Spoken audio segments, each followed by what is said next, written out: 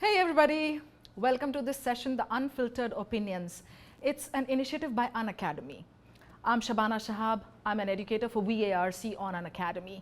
And guys, today I'm just going to share my opinions on a few questions, the FAQs I would like to call them that, because these questions keep pouring in from certain aspirants.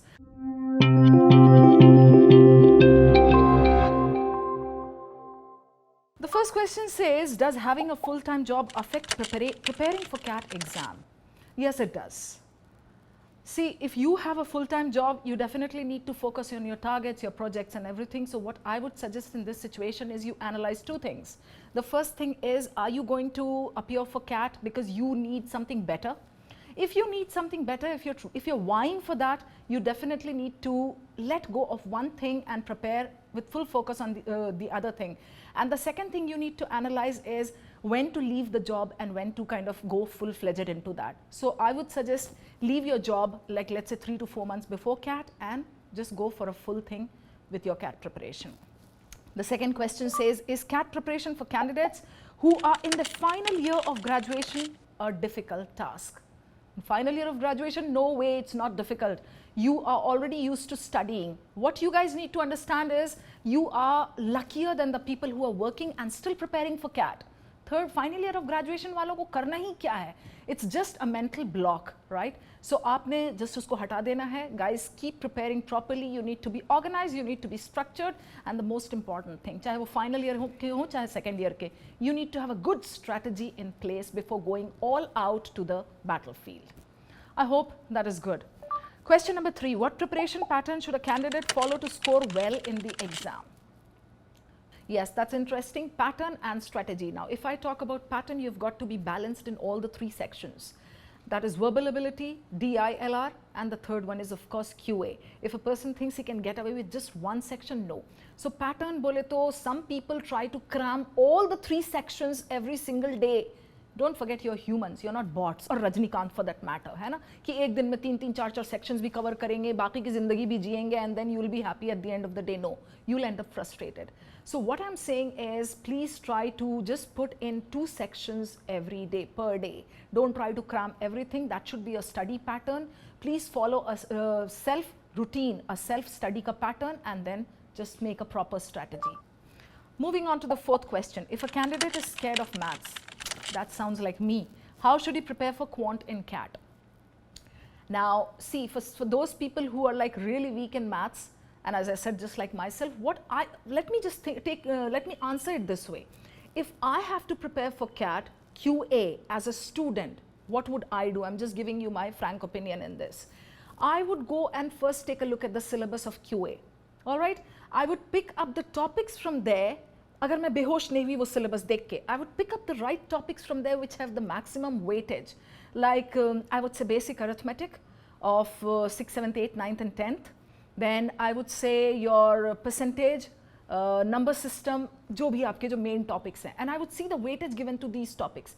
So instead of running after all the topics and not being able to complete the syllabus on time, what I would do is I would pick these and invest all my time and energy in these topics. काम आसान हो जाएगा, mind you. So this is the same thing that I would expect you guys to do if you are starting with QA and you're really scared of it.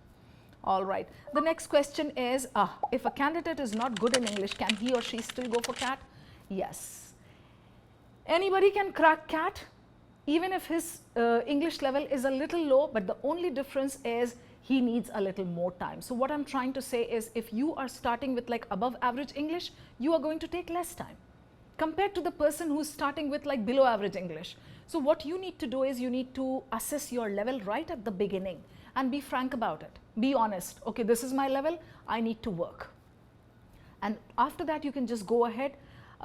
Trust me, within a year or let's say 1 year, 3 months, anybody even with like a very low level kind of English can pull up very beautifully and he can crack CAT with a decent percentile.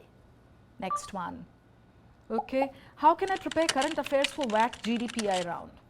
Now, this is a very important question because what I have seen is people, what they do is they just think that, okay, once my CAT is clear, I'm going to just take up VARC GDPI ka round, PI especially. and I'm going to just do it in those 2 months. Call aaya, and then after that there is that interim period of 2 months, so I'll be able to do it in that. That's a myth you need to come out of. See guys, you cannot do it. So what I suggest is right from the beginning, keep a balanced study going on. Read the newspapers every single day. Check editorials. And pata usme koi nuksan nahi hai, because if you are doing this, it's going to help you with your verbal ability. It's going to help you like phenomenally with that. So please do it right from the beginning. Keep reading, keep expanding your horizons, and definitely you will be well prepared for your GDPI VAT in the end. Okay, the next question says, how difficult is CAT from other entrance exams? If I talk about the exams that are there, there is like CAT, and then you get IFT. Then you have your ZAT, you have SNAP, you have TIS, and then you have CMAT. Uske pehle aapka NMAT khatam ho chuka hota hai. So these are like, you know, an array of exams that you have. If I talk about the difficulty level, yes, CAT is definitely more difficult than the other exams. Of course, ZAT se thoda sa niche hai. I know about English. In English, ZAT is definitely way above CAT. But what I'm trying to say over here is, if you are preparing for CAT, if you keep that as your goal, during your preparation journey, you will eventually end up getting well prepared for the other exams. So it doesn't matter whether CAT is difficult or the other exams are easy or what. If you prepare for one, there's going to be that trickle down effect, and you'll be happy with all the other exams. Now, this says, what is the biggest myth about clearing CAT? I would like to answer it in 2 parts, because I feel there are 2 big myths associated with that. The first myth is that CAT is only for IIT people, only for engineers, and IIMs are going to look only for those people. So students often ask me, what chance do I stand, because I'm a fresher, I'm not an engineer, not an IIT person. Guys, it's a myth. You need to bust it, come out of it. What happens is, these days even IIMs are not giving so much preference to engineers. There are certain IIMs, depends which IIMs we are talking about. Like if we talk about Bangalore and Kolkata, still I think there is a little preference given to engineers. But if we talk about Ahmedabad, the best one, definitely the preference for engineers is a little less. So first thing, come out of it. And even those people who are non-engineers can crack the QA section of CAT, because it's not that difficult. As I said a little while ago, the maths that you need for CAT is only the basic maths, like 6, 7, 8, 9 and 10. Engineering kahan se aa gayi usme? That is the biggest myth. And then the other myth is that if I have got a weak level of English, I don't think I can ever clear CAT. But then again, I would like to say, you can crack CAT provided you take up a little bit of reading. So if you're a person who reads the newspaper every day, you can take 6 to 8 months, go ahead with your preparation, and you'll be able to clear it. That brings me to the next question, which is very interesting, and it says, how does reading prove to help study for the CAT exam? Reading helps in a big way in the verbal ability section. If any student thinks that the teacher has a magic wand, he's going to come to the teacher and say, hey, mujhe na kuch kar do, aapki verbal ability mera ho jaye. It's not going to happen. For verbal ability and reading comprehension, the base thing, the foundation is reading. Every aspirant needs to be very well familiar with the editorial passages. So guys, start right in the beginning, and please move ahead religiously without taking any cheat days. And that brings me to the last question. How many mocks before the CAT exam are recommended? Now, let me answer this to the best of my ability and as crisply as possible. See, if we talk about mocks, you can start right in the beginning, you can start in the middle, and even towards the end. But the difference is, if you start in the beginning, your objective should be something else. Your objective should be to assess yourself. Where do I stand? Once you get the assessment, you can move on. Now, if you take it somewhere in the middle, you can definitely take the mocks with this objective that, okay, how am I doing with my practice? Is my practice going on the right track? And if you take the mocks towards the end, that is like abhi, just 2 months before the exam, abhi is tarah se. So then your objective should be to enhance your scores. The other important point that I would like to say about mocks is that you need to analyze your mocks. No matter the number of mocks you take, you have to analyze every mock, every single mock that you take. Only then will it be beneficial for you.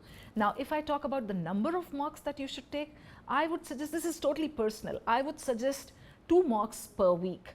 in this stage of your preparation, right? So I'm talking about, let's say, 8 mocks. And if you ask me what I would do, I would take the mocks during the week, okay, the weekdays, and then I would utilize my weekend to do the mock analysis. So guys, mocks are extremely important. Don't underestimate the importance of mocks, but yes, they have to be taken and analyzed in the right way. So guys, these were my answers, my brief answers to the queries that keep pouring in. Besides these, if you have any other points that you would want us to address, please don't hesitate. Drop your queries in the comment box and Team Unacademy will try definitely to answer those queries in the best way possible. And till then, keep your preparation going, stay gung-ho, and trust me, everything is going to be good in the end. Just keep a positive attitude. And as I said, let's crack it with Unacademy.